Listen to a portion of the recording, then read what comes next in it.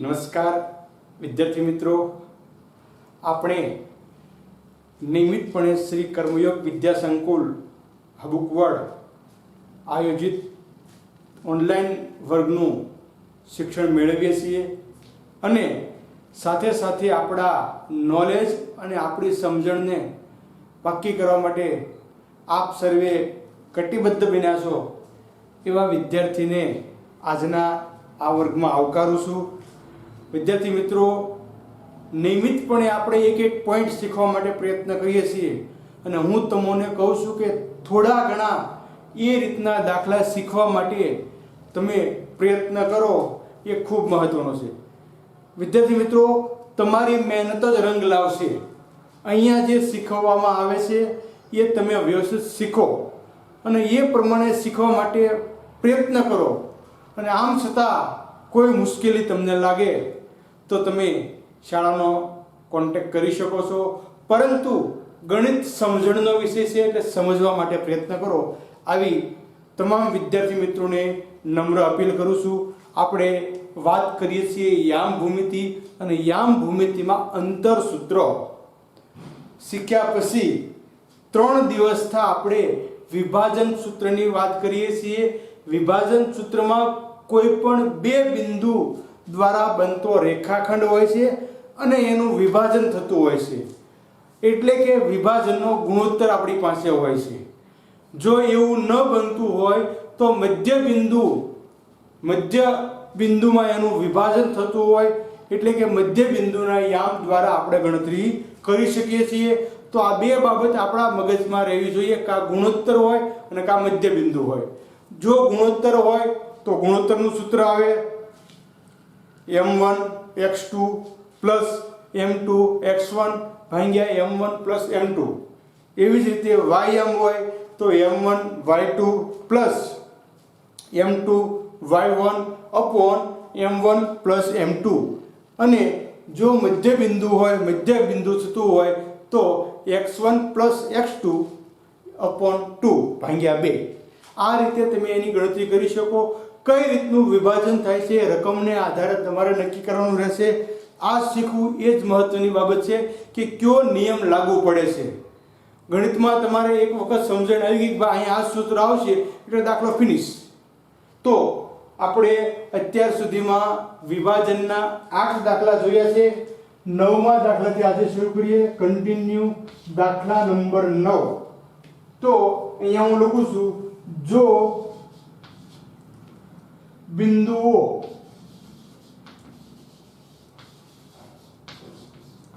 A ના યામ છે 101, B ના યામ છે 8 2, C ના યામ છે 9 4 અને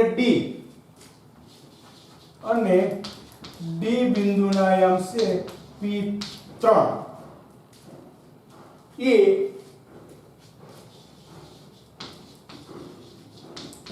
આ જ ક્રમમાં જે આપેલો છે તે જ ક્રમમાં સમાંતર બાજુ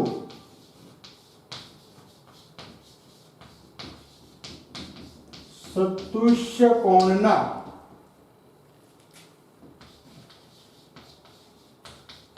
શિરોબિંદુ હોય તો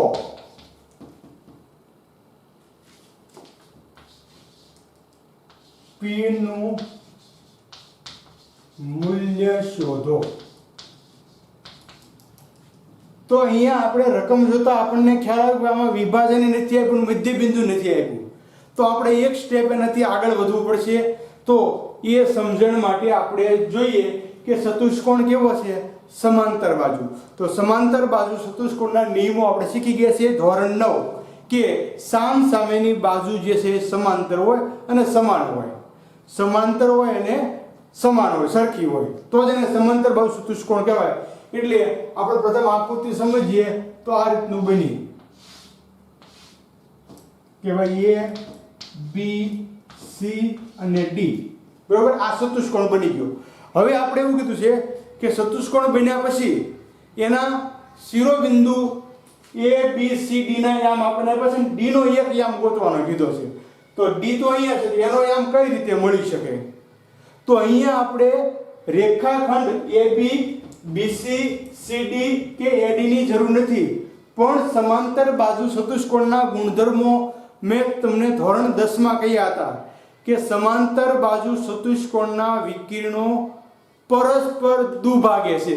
તો આનો વિકર્ણ તમે લ્યો AC, આનો વિકર્ણ લ્યો BD, અહીંયા બિંદુ કોઈ પણ તમે લઈ શકો O બિંદુમાં દુભાગે છે, એટલે O એનું મધ્ય કેન્દ્ર, મધ્ય બિંદુ થઈ ગયું. શું થઈ ગયું? મધ્ય બિંદુ.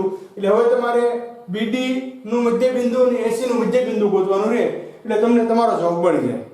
ખ્યાલ આવી ગયો કે અહીંયા ડાયરેક્ટ આપણને વિભાજનનો ગુણોત્તર કે મધ્ય બિંદુ છે એવું કીધું નથી, પણ આપણે આના ચતુષ્કોણના સિદ્ધાંતને આધારે જોવું પડશે કે વિકિરણો પરસ્પર દુભાગે છે, એટલે બે ભાગ થાય. આ AO અને OC, BO અને OD બે હરખા થાય, એટલે મધ્ય બિંદુ મળી ગયું આપણે. તો અહીંયા લખીશું આપણે કે ચતુષ્કોણ સમાંતર બાજુ ચતુષ્કોણ ABCD માં જો આ ગણતરી શરૂ થઈ, હવે A ના યામ કેટલા છે? 6 અને 1, B ના યામ 8 અને 2, C ના યામ 9 અને 4 અને D બિંદુના યામ P અને 3. P બિંદુના યામ મારે P યામ, D બિંદુનો P યામ એટલે X યામ મારે ગોતવાનો છે. હવે અહીંયા આપણે લખીશું કે સમાંતર બાજુ ચતુષ્કોણ ABCD ના વિકર્ણો ક્યાં ક્યાં? AC અને BD પરસ્પર દુભાગે છે. આ ચતુષ્કોણના ગુણધર્મનો નિયમ કે વિકિરણો પરસ્પર દુભાગે છે. તો હવે નક્કી થઈ ગયું કે તેથી રેખાખંડ AC નું મધ્ય બિંદુ બરાબર છે રેખાખંડ BC નું મધ્ય બિંદુ. તો હવે આપણે AC અને BC ના મધ્ય બિંદુના યામ ગોતવાના છે. તો AC ના યામ ગોતવા હોય તો શું આવશે? x1 x2 ભાગ્યા 2 અને y1 y2 ભાગ્યા 2. જો અહીંયા મારે માત્ર ને માત્ર કયા યામની જરૂર છે? P યામની જરૂર છે, બીજા એક પણ યામની જરૂર નથી. એટલે ડાયરેક્ટ હું P યામ પણ ગોતી શકું, અને જો મારે ડાયરેક્ટ P યામ ન ગોતવો હોય તો બંને સાથે પણ લઈ શકું. ખાલી P એટલે x યામ લઉં તો પણ મને જવાબ મળી જશે, મારે એમાં y યામની જરૂર પડતી નથી. માત્ર ને માત્ર x યામ દ્વારા પણ મને મારો જવાબ મળી જાય છે. તો y યામ ન લઉં તો પણ ચાલે અને લઉં તો પણ ચાલશે, કેમ કે બંનેનું મૂલ્ય આપણને સરખું મળી જશે. ઇક્વલ ટુ BC નું લઈએ તો x1 x2 ભાગ્યા 2 અને y1 y2 ભાગ્યા 2. બરોબર.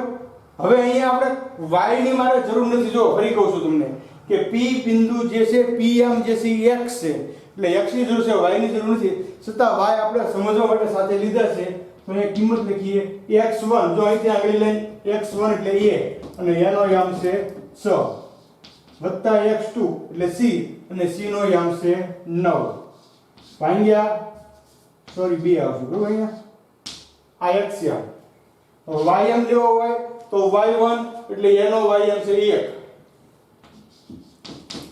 વત્તા y2 એટલે c અને c નો y યામ છે 4 ભાગ્યા 2.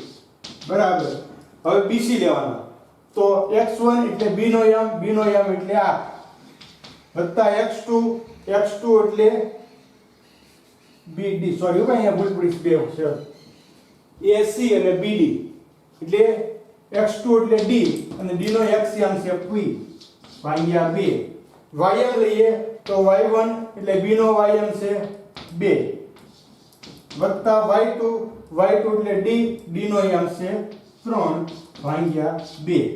હવે બંનેનું રૂપાંતર લઈએ તો 9 ને 6 15 ભાગ્યા 2, તેથી 15 ભાગ્યા 2 અને 5 દૂત્યાંશ બરાબર 8 વત્તા p ભાગ્યા 2 અને 5 દૂત્યાંશ.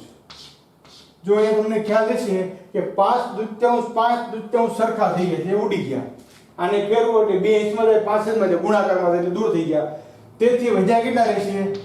15 દૂત્યાંશ ઇક્વલ ટુ 8 વત્તા p ભાગ્યા 2.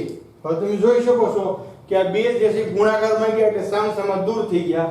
તેથી 15 માઈનસ 8 ઇક્વલ ટુ p અને p બરાબર 7. p બિંદુ 15 માંથી 8 ગયા એટલે 7 વધ્યા. તો આપણે કહી શકીએ કે d બિંદુના યામ છે 7 અને 3. આ આપણો જવાબ. p બિંદુ શોધો તો p નું મૂલ્ય કેટલું મળ્યું? 7 મળ્યું આપણને. તો અહીંયા મેં તમને કીધું કે આપણે મધ્ય બિંદુના સૂત્રનો ઉપયોગ કરવો પડશે અને નિયમ ગોતવો પડશે કે AC અને BD પરસ્પર દુભાગે છે. AC અને BD બંને વિકર્ણો છે અને સમાંતર બાજુ ચતુષ્કોણના વિકર્ણો પરસ્પર દુભાગે છે. એ નિયમ પ્રમાણે આપણે બંને લખી કિંમત. અહીંયા તમને ફરી વખત કહું છું કે તમે y આપેલો છે એટલે y ની કિંમત ન મૂકો તો પણ ચાલે, એકલો x સરખાવી દો.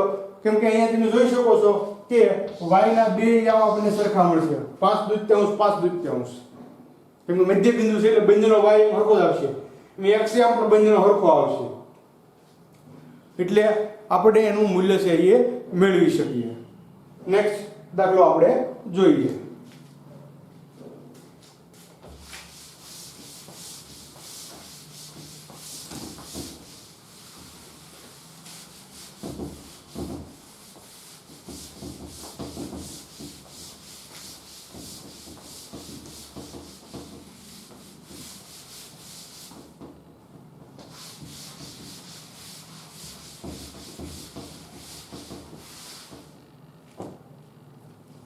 ક્રમ નંબર 10 માં આવશે આપણો.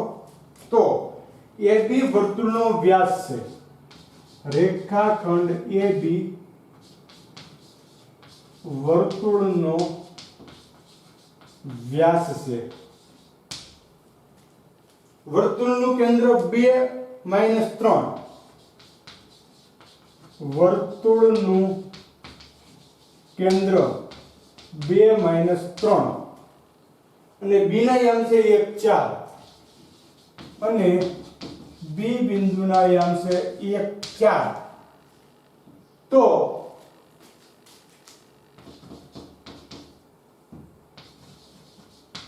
બિંદુ A ના યામ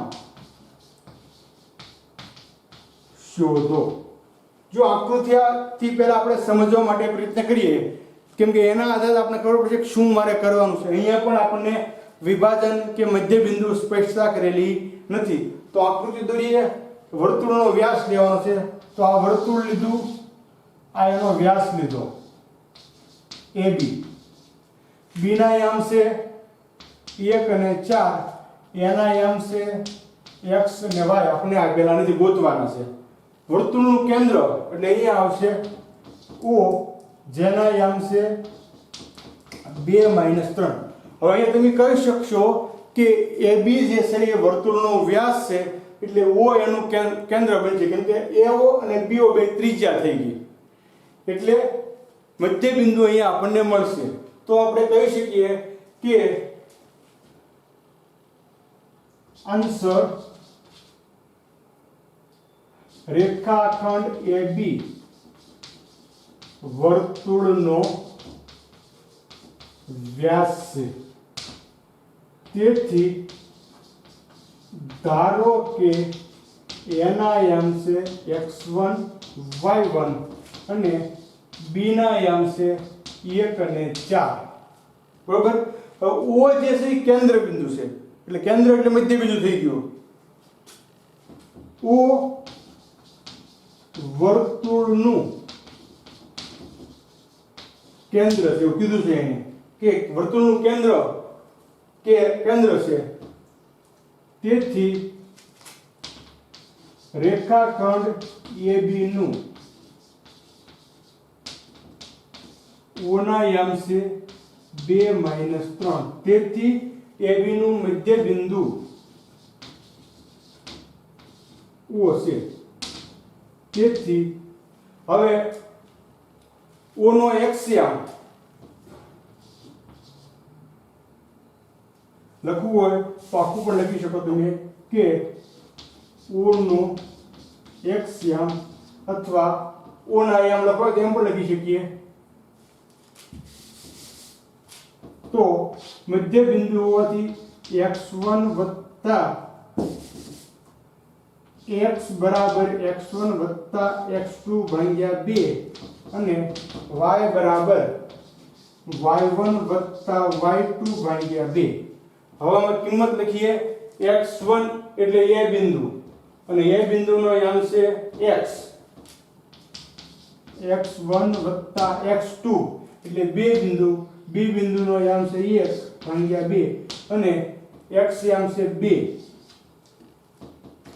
હવે y યામ લેવા હોય તો y યામ બરાબર y1 નું y1 વત્તા y2, સોરી y યામ કેટલો છે -3, y1 વત્તા y2, y2 એટલે b અને b નો y યામ છે 4 ભાગ્યા 2. હવે નિયમ પ્રમાણે 2 જે છે ગુણાકારમાં જશે, તેથી 2 2 4 બરાબર x1 વત્તા 1 અને y એમ લેવો હોય તો આ બેનો ગુણાકાર 3 2 -6 બરાબર y1 વત્તા 4. હવે નિયમ પ્રમાણે મેં 1 ને ફેરવા એટલે કેવા થઈ ગયા માઈનસ, અને 4 માંથી 1 જાય એટલે 3 ડાયરેક્ટ લખી નાખવા છે ને. x1 બરાબર 3 અને y1 બરાબર -10. જો આ 4 ને ફેરવો એટલે માઈનસ થયા, અને 6 ને 4 10 માઈનસ ની નિશાની. તો બિંદુ A ના યામ 3 અને -10 મળે. આ રીતે મને બે બિંદુના યામ મળશે 3 અને -10. ફરી વખત આપણે કહીએ છીએ કે A બિંદુના યામ શોધવાના છે, B બિંદુના યામ 1 અને 4 આપેલા છે, O વર્તુળનું કેન્દ્ર છે અને એના યામ છે 2 અને -3.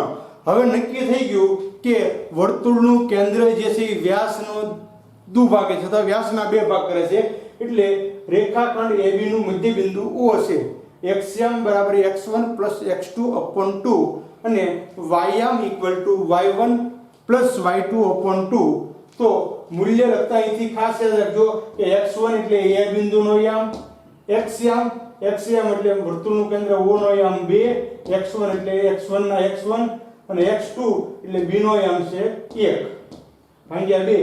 y નો યામ છે -3, y1 ના y1, y2 એટલે b નો યામ છે 4 ભાગ્યા 2. આ બે ગુણાકારમાં આવે એટલે 2 2 4 થયા બરાબર x1 1 અને આ બે ગુણાકારમાં તો 3 2 -6 થયા બરાબર y1 4.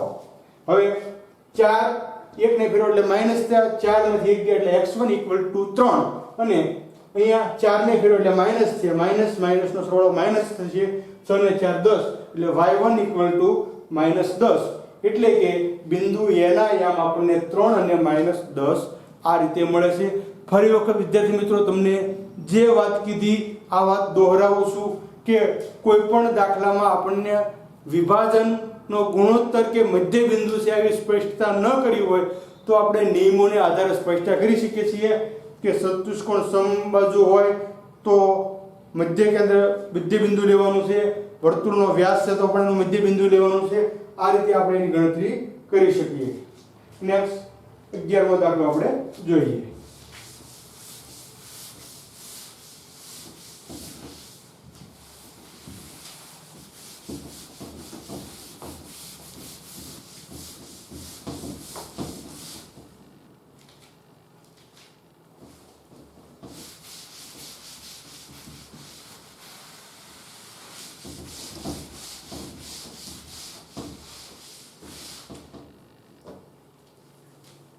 દાખલા નંબર 11. જો એના યામ છે -2 અને બી ના યામ છે 2 - 4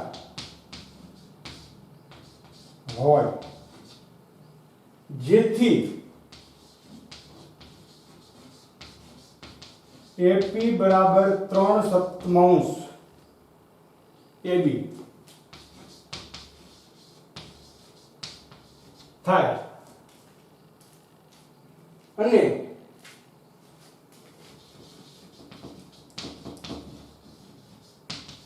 બિંદુ પી એ રેખાખંડ એબી પર હોય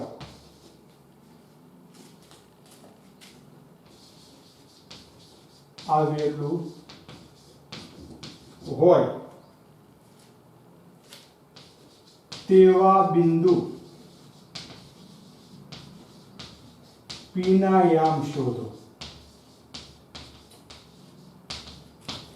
જો અહીંયા એ અને બી રેખાખંડ છે, પી એનું વિભાજન કરતું બિંદુ છે અને ગુણોત્તર આપણે આપ્યો છે એપી બરાબર 3/7 એબી.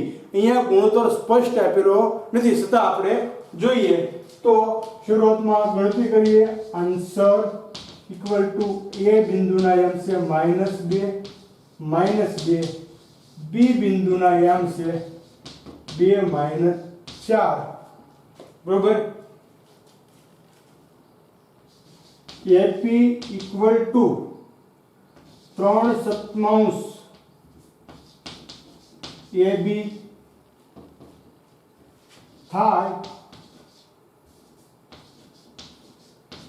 તેમ વિભાજન કરતું બિંદુ પી ના યામ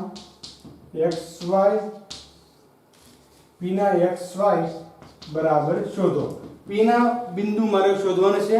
ગુણોત્તર અહીંયા મને આપેલો છે તો હું લખી શકું કે તેથી એપી બરાબર 3/7 એબી. હવે એબી ક્યારે થશે તો જુઓ, અહીંયા આકૃતિ જોઈ લઈએ આપણે કે આ એ બિંદુ, આ બી બિંદુ, આ વિભાજન કરતું પી બિંદુ. એબી નું માપ ક્યારે મળશે? એપી અને પીબી બે ભેગા કરો તો અહીંયા આપણે પીબી નું માપ ગોતવાનું છે. તેથી એપી બરાબર 3/7 એપી વત્તા પીબી બરાબર. એપી બરાબર 3/7 એપી વત્તા પીબી. હવે હું આ બે પદને આપણે ફેરવી નાખીએ તો ગુણાકારમાં હોવાથી ભાગાકારમાં જશે, અથવા પહેલા 7 ને ફેરવા તો 7AP બરાબર 3AP વત્તા 3PB હોય છે ને. AP બરાબર 7AP, આ બેનો ગુણાકાર 3AP અને 3PB. હવે આ AP ને બધું ફેરવી નાખ્યા, તેથી 7AP માઈનસ 3AP બરાબર 3PB.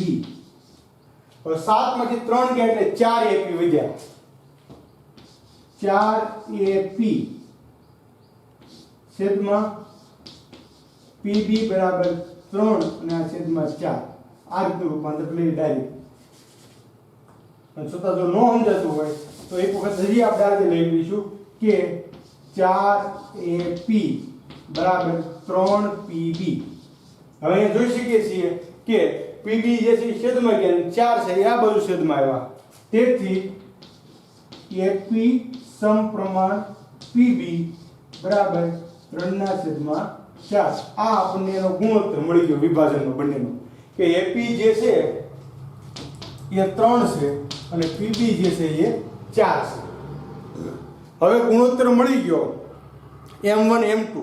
તો હવે આપણે ડાયરેક્ટ અહીંયા વિભાજનનું સૂત્ર મૂકી અને કિંમત મેળવી શકીએ કે AB નું 3/4 ના ગુણોત્તરમાં વિભાજન કરતું બિંદુ P છે। જો આ લીટી લખવાનું પાછળનું કારણ આપણને ખ્યાલ આવી જશે કે AB ના યામ લેવાના છે અને વિભાજન કરતું બિંદુ જે છે P ગોતવાનું છે અને ગુણોત્તર 3:4 છે। તો અહીંયા આપણે સૂત્ર લખીશું કે પહેલા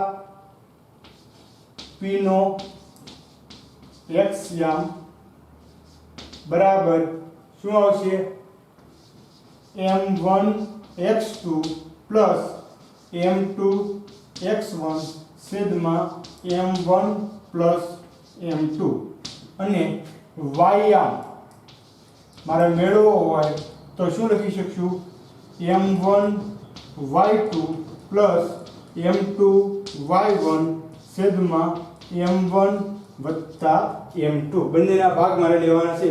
હવે મને અહીંથી ડાયરેક્ટ કિંમત મૂકવામાં આ બિંદુ બધા મહત્વના થશે એટલા માટે લખ્યા છે આપણે m1 એટલે ગુણોત્તર પહેલો 3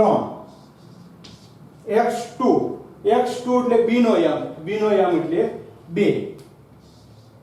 વત્તા m2 એટલે ગુણોત્તર બીજો 4 x1 એટલે એનો યામ એટલે -2 છેદમાં 3 વત્તા 7 બરોબર આ x યામ અને આ બાજુ y યામ લેવો હોય તો m1 એટલે 3 y2 એટલે b અને b નો y યામ છે -4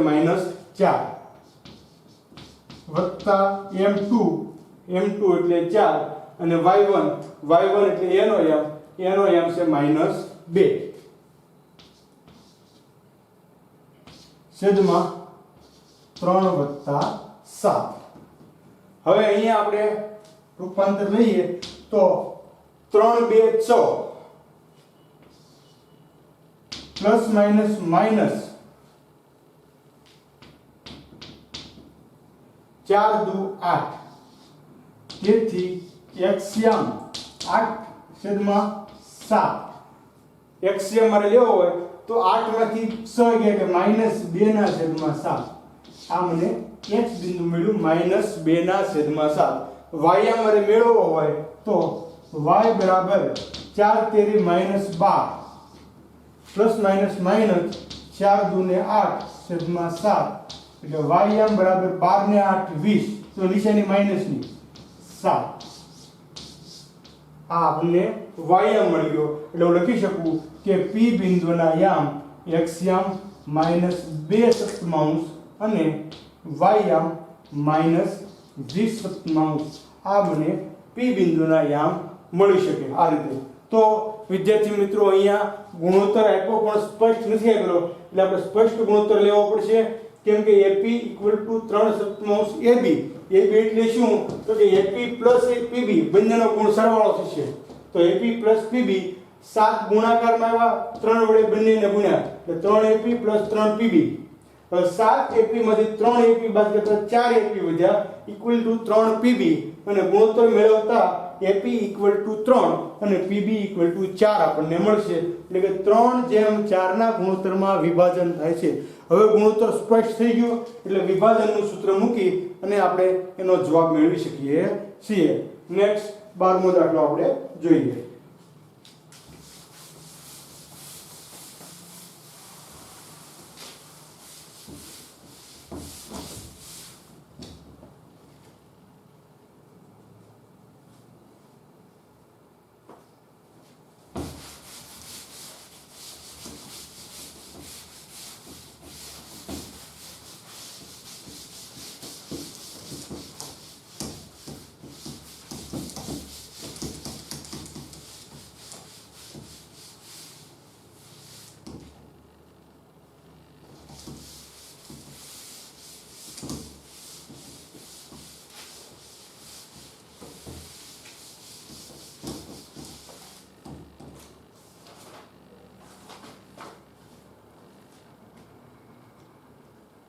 दाखला नंबर 12 a ના યામ છે -2 અને 2 અને b બિંદુના યામ છે 2 અને 8, 2 અને 8 ને જોડતા રેખાખંડનું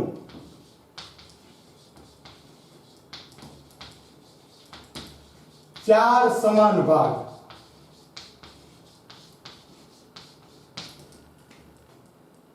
ભાગમાં વિભાજન કરતા બિંદુના યામ શોધો. आंसर ए बिंदुना याम से -2 અને 2, बी बिंदुना याम से 2 અને 8. હવે ચાર સરખા ભાગ કરવાના છે તો જેટલા ભાગ હોય એના કરતા એક બિંદુ ઓછું મળે એટલે ચાર ભાગ તમારે કરવા હોય તો 3 બિંદુ તમને મળશે. જો અહીંયા દાખલા જોઈએ કે આ એ બિંદુ, આ બી બિંદુ, બી ના યામ છે 2 અને 8 અને એના યામ છે -2 અને 2. હવે ચાર ભાગ કરવા હોય તો આ 1, આ 2, આ 3 બિંદુ લેવા પડે. 1, 2 અને 3 બિંદુ. તો હવે ચાર ભાગ થઈ ગયા. આપણે લખી શકીએ કે P, Q અને R 3 બિંદુ લઈ લીધા આપણે. P, Q અને R 3 બિંદુ લીધા. હવે તમે જોઈ શકો છો અહીંયા કે જો તમે P બિંદુ પેલા લ્યો, P બિંદુ લીધો, આ બાજુ કેટલા ભાગ રહ્યા? 1, આ બાજુ 1, 2 અને 3. તો 1:3 નો ગુણોત્તર મળશે. ખ્યાલ આવી ગયો? તમે પેલા Q બિંદુ લ્યો તો Q બિંદુ તો બંને બાજુ કેટલા મળશે? 2. એટલે સમાન ગુણોત્તર મળશે એટલે મધ્ય બિંદુ થઈ ગયું QM. અને તમે જો પેલા R બિંદુ લ્યો તો આ બાજુ કેટલા ભાગ રહ્યા? 3 અને આ બાજુ 1, 3:1. એટલે Q બિંદુ તમે પકડો છો એના આધારે જવાબ મળશે તમને અહીંયા. તો પ્રથમ આપણે Q બિંદુ લઈ લઈએ.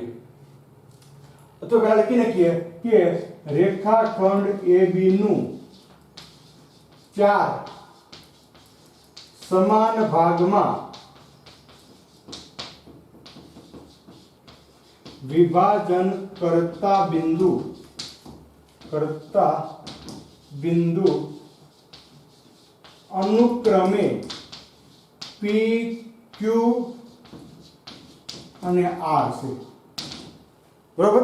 હવે આપણે ક્રમાનુસાર જે બિંદુ પસંદ કરીએ એ પ્રમાણે લખવું પડશે.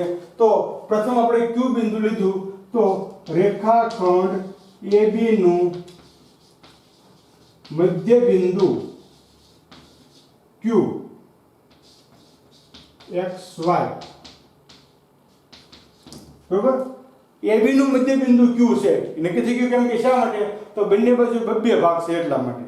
તો પ્રથમ આપણે અહીંયા લખીશું કે x અને y, x યામ અને y યામ, x1 + x2 ભાગ્યા 2 અને y1 + y2 ભાગ્યા 2. x1 એટલે એનો યામ એટલે -2, x2 એટલે b નો યામ પણ 2 ભાગ્યા 2. y1 એટલે એનો યામ એટલે 2 વત્તા y2 એટલે b નો યામ એટલે 8 ભાગ્યા 2. તેથી x અને y કેટલા મળશે? 2 માંથી 2 ગયા એટલે 0, 0/2 અને 8 ને 2 10, 10/2. તેથી Q બિંદુના x y તમને કેટલા મળશે? 0 અને 5. આ એક બિંદુ મળી ગયું. હવે Q બિંદુના અહીંયા મળી ગયા તો એ Q નું મધ્ય બિંદુ કોણ થઈ ગયું? P.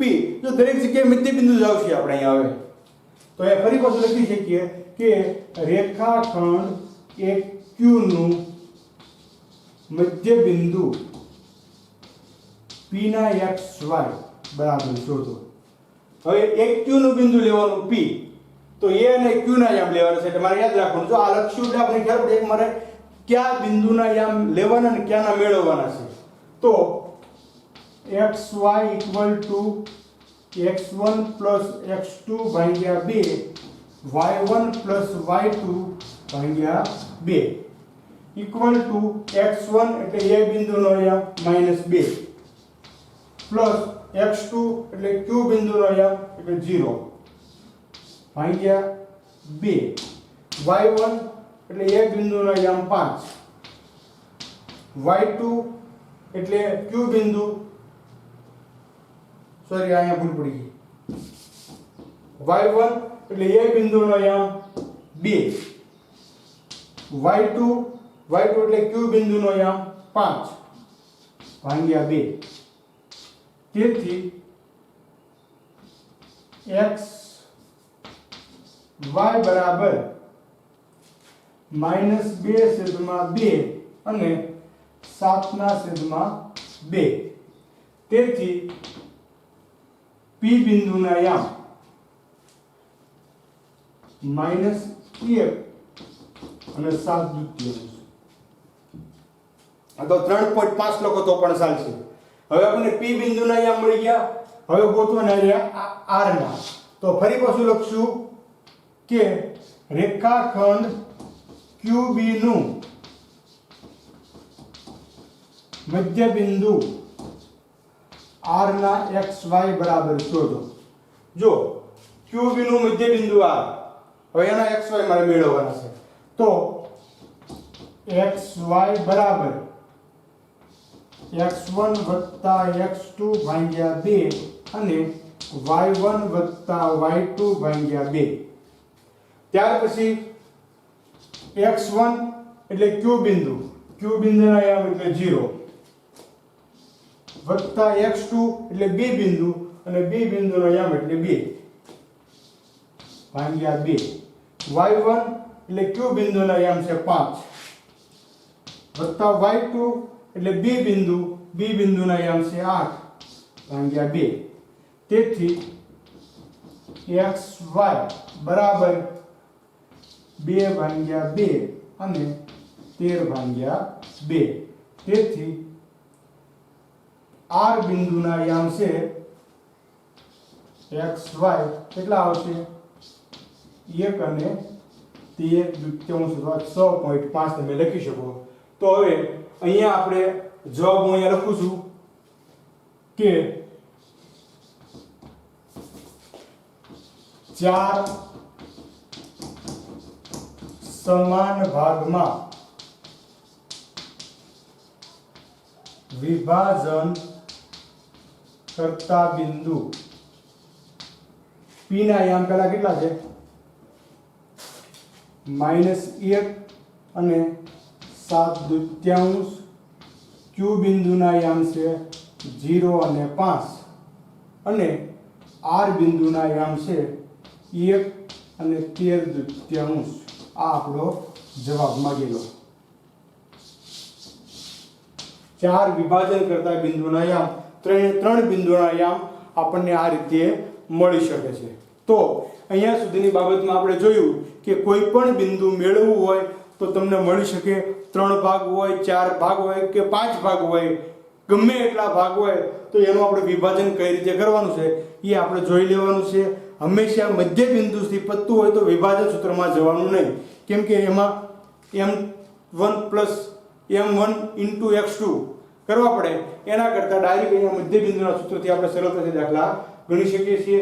તો અત્યાર સુધીમાં આપણે આ દાખલાનો અભ્યાસ કર્યો. હવે એક દાખલો તમને હું તો લેસનમાં નથી આપતો, નેક્સ્ટ પીરિયડમાં ગણાવીશ, જેથી કરીને આપણી કન્ટિન્યુટી એમ નામ જળવાઈ રહે. થોડોક દાખલો અલગ હોવાથી લેસનમાં આપતો નથી, બીજા દાખલા તમને હું લેસનમાં મોકલીશ. તો આશા રાખું છું કે તમે દરેક બાબત છે એ નોટ કરતા જાવશો અને હું જે રીતે અહીંયા તમને લખાવું છું આ રીતે જ તમારે નોટબુકમાં તમામ વિગત લખવાની છે, જેથી કરી આપણે એનો યોગ્ય રીતે અભ્યાસ કરી શકીએ અને હાલના સમયમાં શાળા બંધ હોવા છતાં આપણું કામ, આપણું વર્ક આપણે ખૂબ સારી રીતે કરી શકીએ એવી માં ભગવતીને પ્રાર્થના કરીએ અને આજની વાતને અહીંયા વિરામ આપીએ. ફરી પાછા આગલા પીરિયડમાં કાલે મળીશું. ખૂબ ખૂબ ધન્યવાદ.